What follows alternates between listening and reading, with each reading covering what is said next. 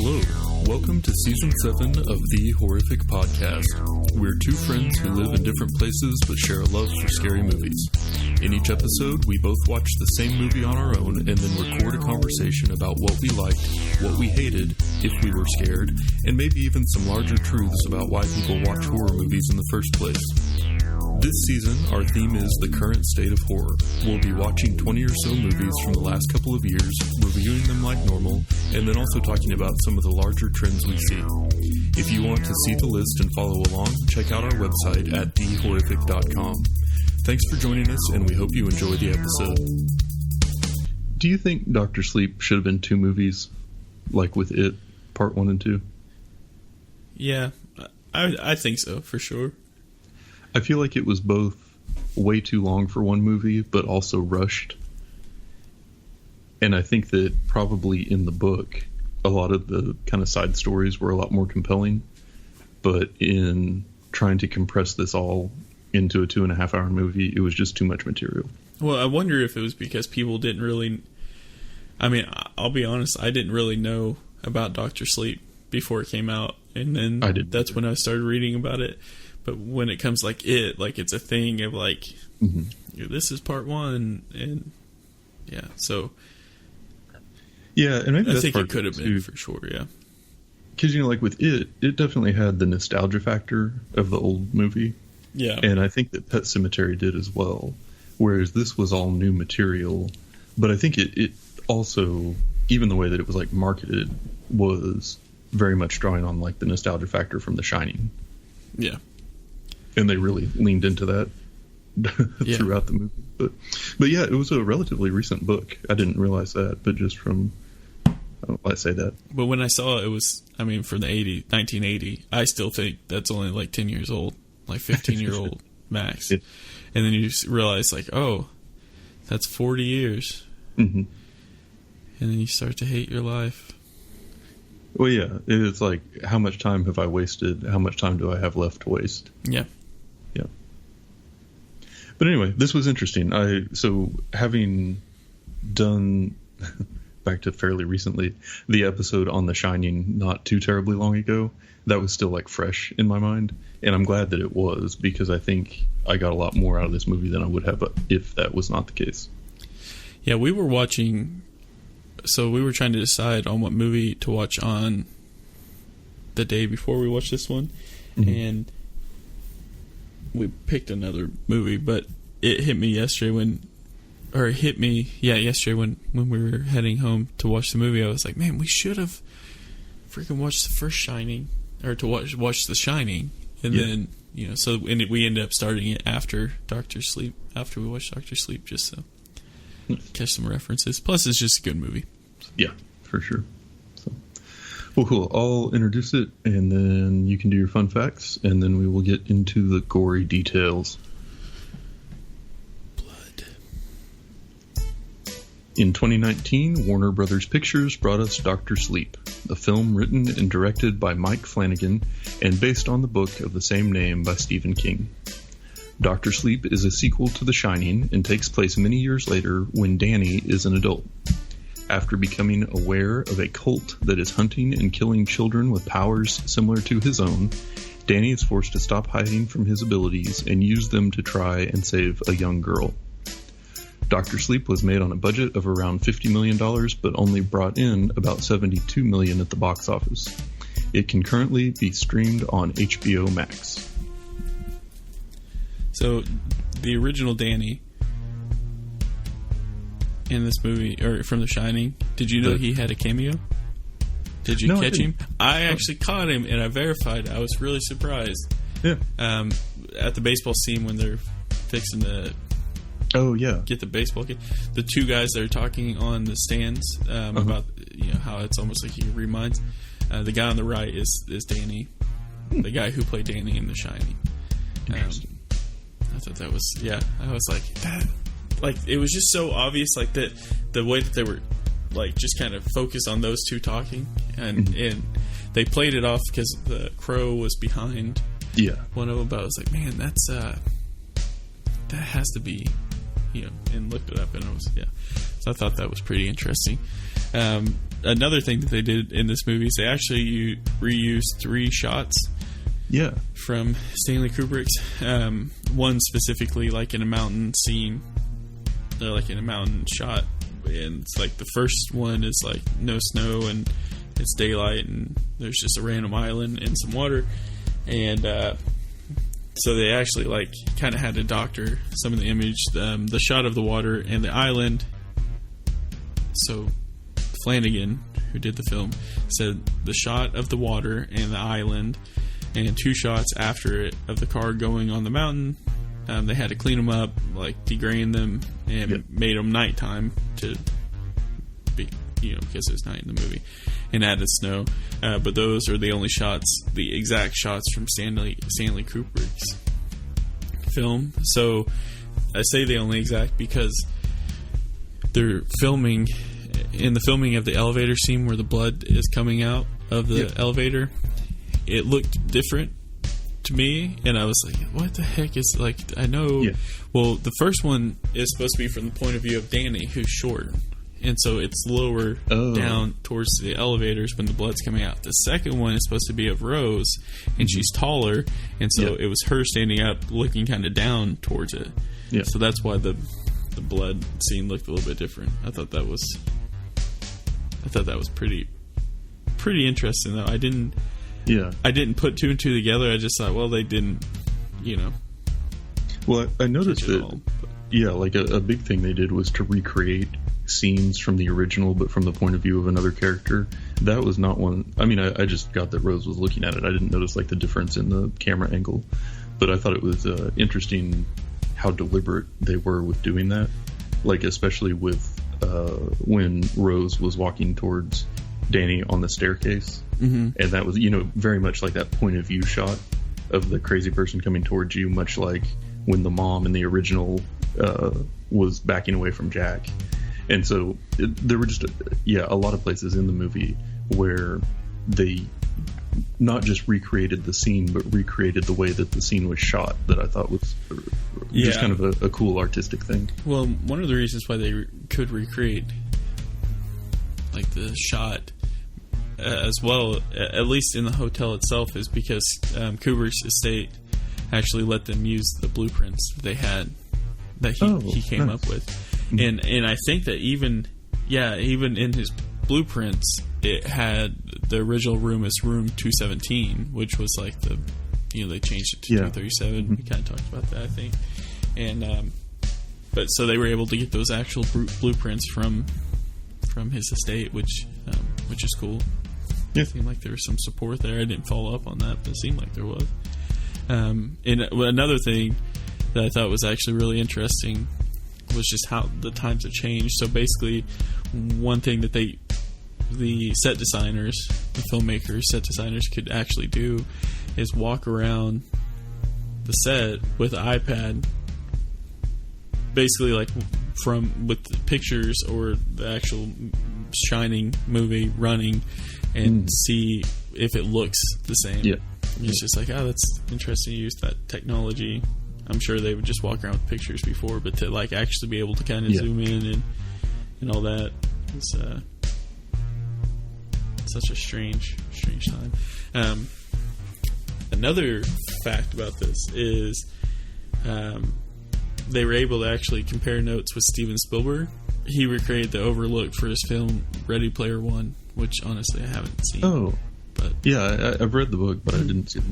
So it said Spielberg had a lot more control than we did, because he could get away with changes, basically, because of the type of movie.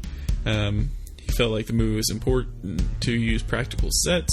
He was using principally small pieces for the actors to interact with, and then did big digital set extensions. So his was more kind of digital, but they were able to kind of work with him too and get figured out. And the last fact that I have that I'm going to get into, because throughout this whole movie there's just a whole bunch of ties to the original, for the record, but Dr. John Dalton's office, who hired Jack in the first movie, was recreated in Dr. Sleep with the guy who hired Dan. Yeah. So I mean, it's pretty much identical.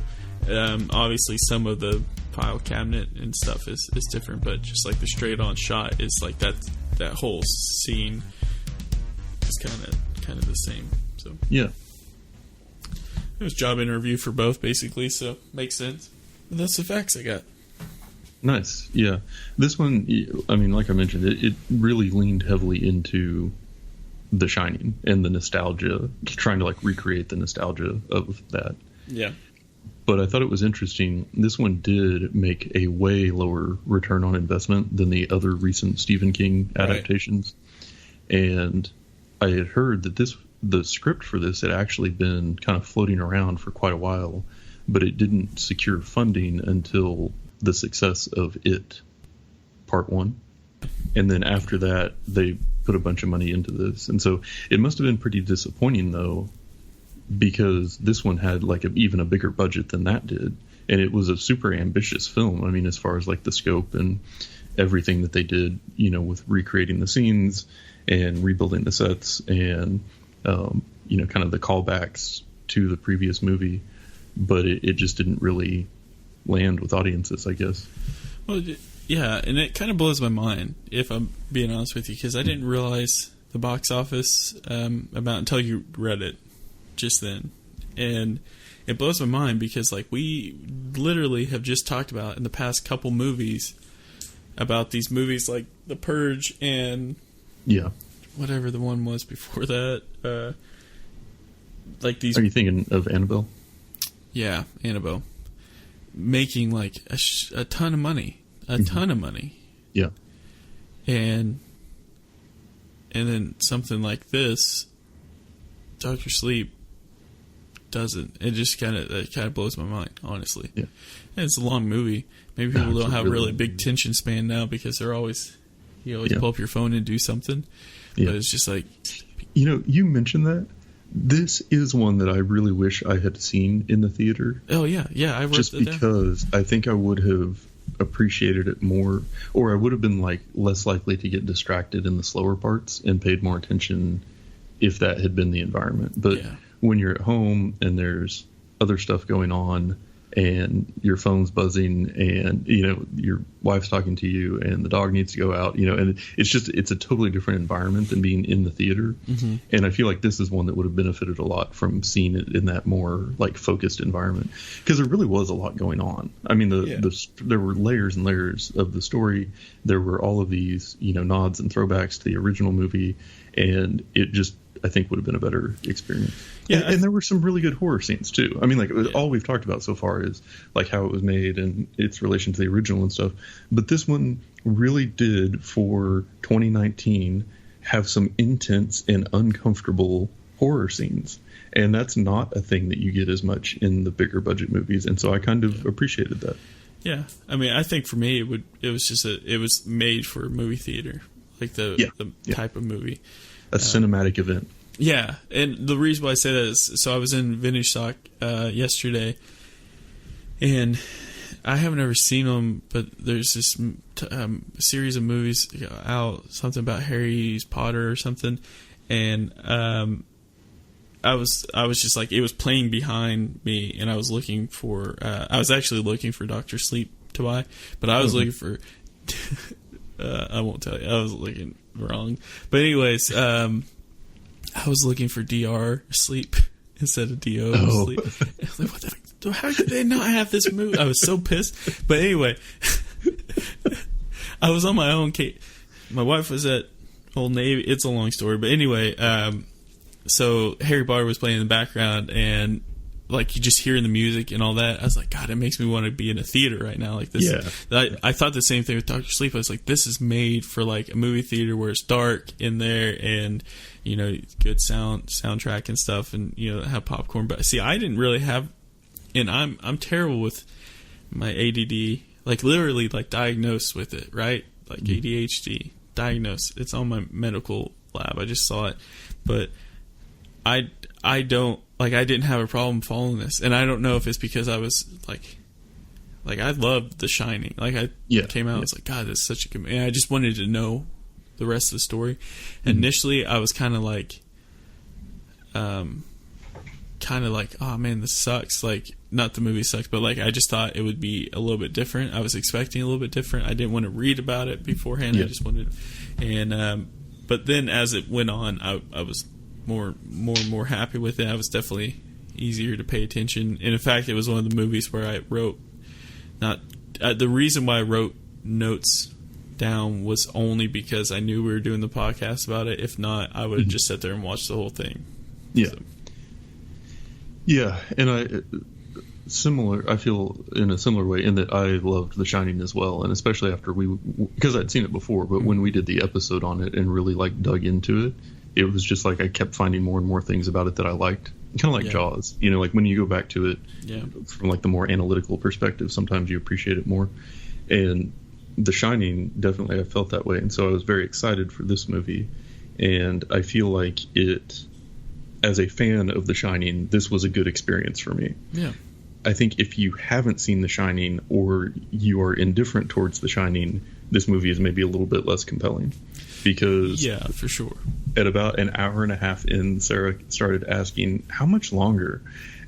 Because she was like waiting to watch the next thing. And I'm like, I'm actually kind of into this. Like, you don't really need to make me feel bad about it. Yeah. But I paused it to go to the bathroom and came back. And Katie goes, you realize we're only an hour, or we're only 40 minutes in, and we still have an hour and, 50 minutes left or whatever. Yeah. And I was like, oh. Okay, here we go. Yeah. Gonna have to pause this multiple times to go potty. But I definitely agree with that. I think you really have to at least have watched the first one to kind of appreciate the second one. Because like the whole time I was sitting there trying to find like things that have like references to the first movie. It's just like seeing what's going on, and like you see like them recreating the scenes with, or mom and Danny, and he's just like waiting for the guy who's the poor soul who's going to try to be Jack Nicholson. And how confusing would the second half of this movie have been if you hadn't seen The Shining? Like, what is this imaginary bar he just walked into? So it's like a part 1, part 2 kind of thing. It's just they waited 40 years to do it. Fair enough. It's kind of bad marketing. I thought that piece of it was interesting too, and that it did feel very much like a direct follow-up sequel. Mm-hmm. And one of the things we talked about when we did our episode about The Shining was that I felt like there was a big part of the story that was completely unexplored, in that Danny has this like mental power of some sort that's kind of undefined that he is using to talk to the old guy that works there, whose name I'm drawing a total blank on, and is then back in this hotel, and something about this hotel is like this malevolent force, but the evilness of the hotel is attracted to something dark in Danny's dad. And then so it's about like Jack's going off the deep end and being corrupted by the hotel and turning on his family and losing himself and all of that. So it felt like you got just this basic, Danny's also kind of psychic or something, which is really interesting, but the movie didn't really explore that. Yeah. What the movie was about the hotel's impact on Jack.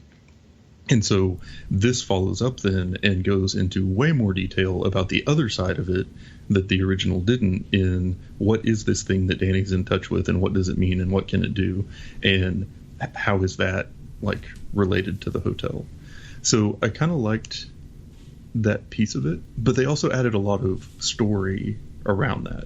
It wasn't just trying to explain it. It was, I don't know, building a world around it, I guess. Yeah. I think when I was reading about the movie, they were talking about like one of the reasons why this came up for a sec, or why he decided to continue the story. It was specifically because he was at like some signing or something, meeting fans, and they asked him straight up like, what happened to Danny afterward? Yeah. And he said he got it. He just thought, man, that's kind of a strange question, like hadn't really thought of it kind of thing. And then he started getting it more and more, and eventually he got it enough where he was just like, he started making like jokes about like, whatever happened to him, and then finally he was like, I'm gonna write up the follow up to this, and it came out. So my guess is that Doctor Sleep and The Shining was written with two completely different. I know it's Stephen King, but two different Stephen King characters. Yeah, and he was coming from a very different place with each one. Yeah, they kind of have the thing. They have that saying like of some of the best work of Stephen King is the ones that he wrote that he doesn't even remember that he wrote. Yeah, or the ones he doesn't like or that he has in a closet. So like Doctor Sleep came out in 2013 and it's a sequel to a 1977. Mm-hmm. Yeah, that's two different. So basically the story was that Danny, as a grown-up, is plugged into the psychic world that he calls The Shining, but he's drinking and taking drugs to dull it because he's scared of it and it brings back bad memories. So there's also this group of magic people who are in touch with it as well, and they eat the essence of people that have it, that have like access to it to stay young and like live indefinitely. And there's a young girl named Abra who is like a super powerful person that's plugged into this, and Danny is trying to save her while the group is trying to find and eat her. And the big final confrontation is in the Overlook Hotel. It kind of reminded me of Life Changer, where in the beginning they created that sense of urgency by talking about how he talked about how like the bodies don't last as long and the wounds are following him forward from one body to the next for the first time, and how like something is changing or happening that allows him to like have to jump bodies more often, and he doesn't know what it is, but he's like scared and worried, and that's like driving the story. And in this one they talk about how like the steam is becoming less frequent and less strong, and then there's like some allusion to antidepressants stifling it or something, or it going away as people get older. But anyway, the group needs more and is running low on supply. And so there's like that sense of urgency of why they have to go after this specific girl, because that's going to give them some breathing room to survive longer. And you really don't get any like backstory on them or anything. You just know it's a life and death thing for them. They're super powerful and they're going to try and kill this child, and Danny's trying to prevent it. So that sort of like sets up the motivation for everything that happens from that point forward. Yeah, and I think, there's that big section in the movie, which, granted I haven't read the book, but the big section of the movie where it says like 9 years later, I think, or 8 years later, whatever. And that's where I think it ties into where it could have been a part 1 or part 2. Yeah. Because it's like, well, I'm sure stuff happened during the part 1 or between that 8 years, because next thing you know, he hasn't had to put anyone in a box. You don't see put anyone in a box in his mind, and when you see in his mind, he has like a ton of them. So it's like, I bet he had to do that a lot over the years. So it skipped over. I bet it skipped over a bunch of stuff. Yeah, and the idea there was that like all the evil spirits from the Overlook over the years had like come hunting for him, and he had learned a technique for like locking them up in boxes in his mind, and that was what was going on there. And then loosing them in the end was how he both defeated Rose and died. So spoiler alert. Yeah. What the heck? But I thought this one really did have some good scenes. Yeah, for sure. Like that first one, when adult Danny wakes up in the middle of the night and there's that arm around him, but nobody was in bed with him, and then it ends up being the ghost of the lady he abandoned after that one night stand, and they're saying they haven't found us yet, and that the neighbors were used to hearing the kid cry, so no one came or checked on them. And then you see like the ghost baby too. Like, holy crap, that was intense and dark and awful. And I'm saying that gleefully because that's what we go to horror movies for. But, yeah, it was brutal, man. It was really brutal. I think one of the things you run into with a movie that's so long, one of the problems is, I mean, you have to know, like in a movie that's 2 hours and 30 minutes, like it's not all going to be horror. You know, it just can't, or like constantly be scary.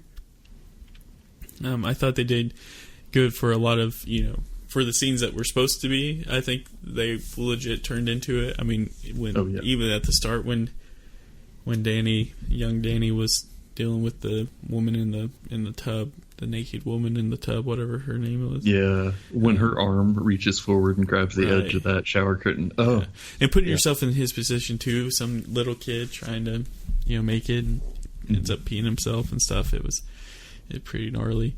But so it had that scene. It had a couple where that were, I think, were just like absolutely brutal, and that was when they were killing the kid, the baseball kid. Like that was like almost like couldn't that watch. Was super hard to watch. Like because, and we've talked about this before, but normally horror movies don't show like graphic violence against kids. Thankfully. So when it does happen, it really kind of it is very shocking. And I think that and obviously, like, that's the thing that's in a lot of Stephen King books is violence towards kids. And I think that he probably knows that gets the reaction he wants. Mm-hmm. Oh, yeah. I think my favorite scene in the movie was when Abra trapped Rose in her mind, like traps her hand in that final and then starts going through her head instead.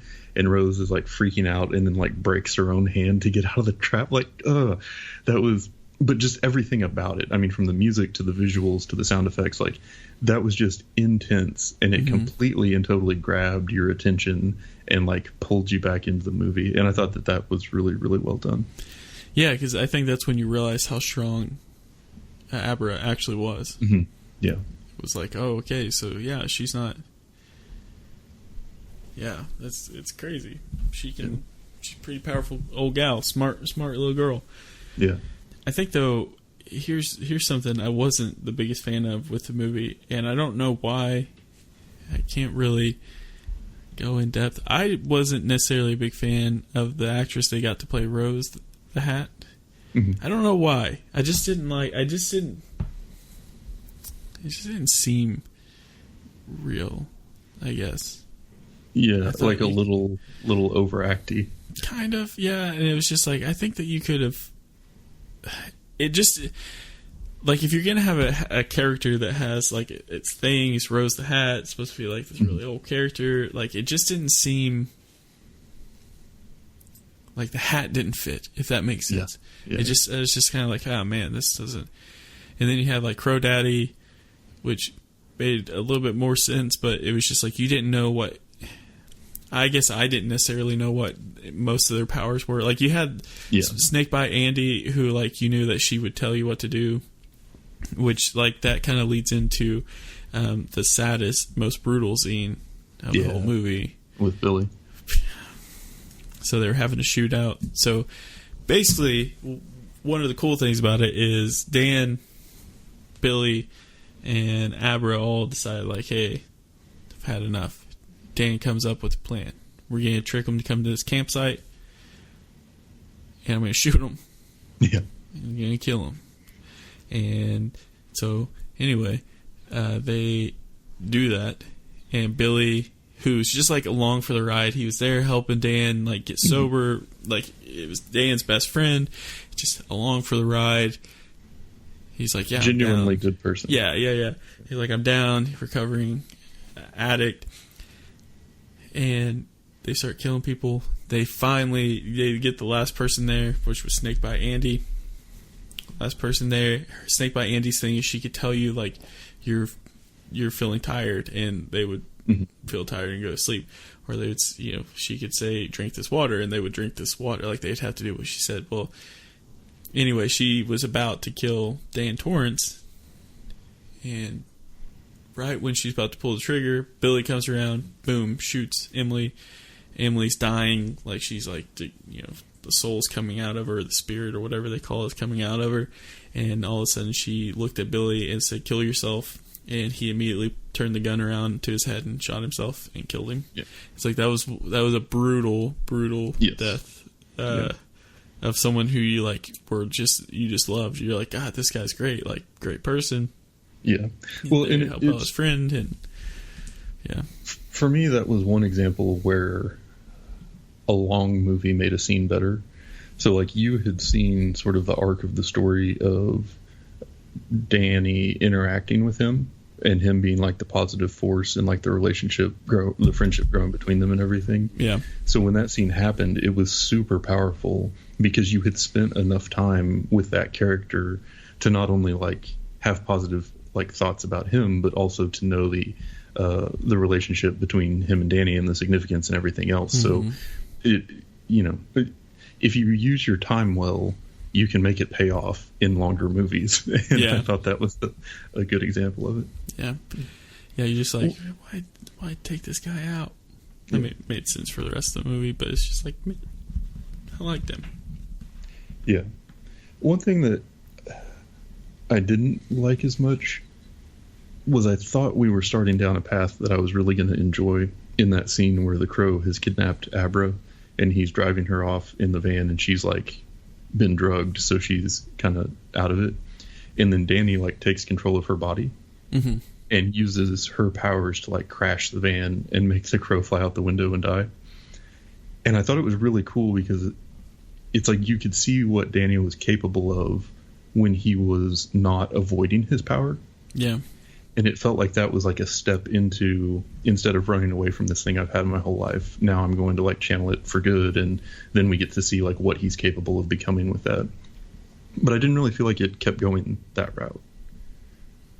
I didn't really feel like he was using it more. They get to the hotel and it really seemed to be him. The rest of the movie was just about him confronting his own past more than anything else. They kind of used it together, I guess, with when Rose came into the dining hall and they were on the stairs, which was like kind of a cool shot, like of him holding the axe that Jack tried to kill him with, or killed him on. It's just kind of crazy. But they kind of used it, and then that whole build up to it was like, oh, it's not your.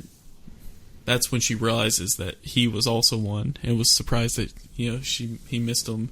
Yeah. Or that the true knot missed him, and was checking out his brain, which is really when he was able to get her killed. But I do wish that they could have used some of, like, we could have got a real insight to what he could have actually done. Yeah, that whole ending sequence didn't really make a ton of sense to me, especially so he let the ghosts out of all the boxes in his brain, and then they attack Rose, and then they attack him, but then he is one of them, but also kind of not for a little bit, long enough so that she can get out. Even that didn't make any sense to me. And then afterwards, he's just like a ghost too, but not a bad one for some reason. And what? No, he was a bad one. It was just he was trying to kill her, and then she was able to talk like Dan. Knowing that Dan was still, the good Dan was still in him fighting, talk him into it, right? And then she mentioned the broiler room, and that's when the bad one went down there, and he was going to turn it off, and then Dan fought and just sat there, and that's when he came to a realization that, Okay, so I guess at that point, Dan hadn't been converted to ghost form, he was just possessed. Yeah. But then he died, and then his ghost was free of the body, but his essence was never evil or something. I don't know. Anyway, but to me, it felt like everything was like the big build up to the fight with Rose, and then that felt a little bit anticlimactic to me compared to, it was like the movie wanted the explosion of the hotel to really be the big ending, and I don't know. That was a big thing that was the like it had it was alive basically. Yeah, that's the thing. Yep. And it really ended with Abra walking into the bathroom and seeing the woman in the tub and like turning around with kind of a smirk on her face because she knows what to do. So, long movie, a lot going on. And honestly, I don't think I'd recommend it to anybody that hadn't loved The Shining. I think if you've watched The Shining, I'd recommend it. I don't think you have to love it to enjoy it. I mean, I think it's just if you're okay with watching really long movies, which I'm okay with watching really long movies if I enjoy what's going on. I do. If they don't feel long. If it sucks, then it's a different story. But anyway, if you've seen it, you should be able to catch the references. If you paid attention to Shining. Like, if you just had it on, but you're really on Facebook or whatever, and you didn't watch The Shining, then don't watch this one. Yep. But I feel like this movie absolutely should have more sales than some of the other movies that we watched. But yep. That's neither here nor there. Yep. So, by my calculations, and we all know math is hard, this is our next to last episode of the season, right? It is. We just have one episode left, and that will be on... Midsummer. And I'm excited about it. In my opinion, it is the best Wicker Man remake. It is. So definitely. Yeah, I'm really excited about it. And so with this season, we're going to just continue right into next season. Says you. Which is surprise. Well, no, not with you. You didn't hear about the the cast change? Reorg? Yeah, you didn't hear about that? The reorg between both of us? Moving me to more of a behind the scenes role. Yeah. Yeah, it's going to be me and my dog Zoe. Yeah. And we're just going to be talking about real stuff. Changing it where we're going to be talking about politics only. Not really. Just reviewing YouTube videos of good boys. Yeah. Exactly. Yeah. That's crazy, though. That was a good season, man. Yeah. I enjoyed this one. This was a nice change of pace after the last season when we worked through that terrible list. Mm-hmm. Yeah, I was at the movie store or at Vintage Stock yesterday, and they had a DVD box set that was like the 50 greatest, horrors of all time or something like that. And I was like, yeah, I'm not falling for this one. Like, went to grab it, and I was like, not even, like, it could have legit, 22. Nah, I'm not under even the falling skin. for it. I'm out. Yeah, not even falling for it. Not even, no. All right, well, we'll be back at you next week with Midsummer. Like, follow, subscribe, comment, message, email, carrier pigeon. Follow Peace. us on Instagram. Gucci. And that's it for today's episode. If you've listened this far, then thank you, and we hope you've enjoyed it. We're always looking for new ideas, so if you have any questions, comments, or movie suggestions, please send us an email at thehorrificpod@gmail.com, or feel free to comment on or message our Facebook page. Just search for The Horrific Podcast. Thanks for listening.